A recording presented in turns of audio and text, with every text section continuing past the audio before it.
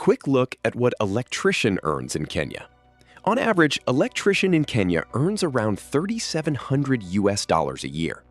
This average electrician pay drops to $3,000 after tax, which leaves you with a take-home pay of roughly $250 each month. Electrician wages in Nairobi are higher because big cities offer bigger opportunities, so you can bring home $3,500 after tax there, but higher living costs in the capital quickly eat up that difference. On top of that, your experience level plays a huge role in how much does an electrician make in Kenya.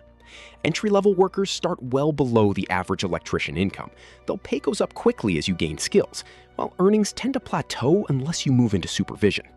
Having a university degree helps you break through that ceiling, and it allows you to step up into higher-paying roles like electrical engineer or project manager.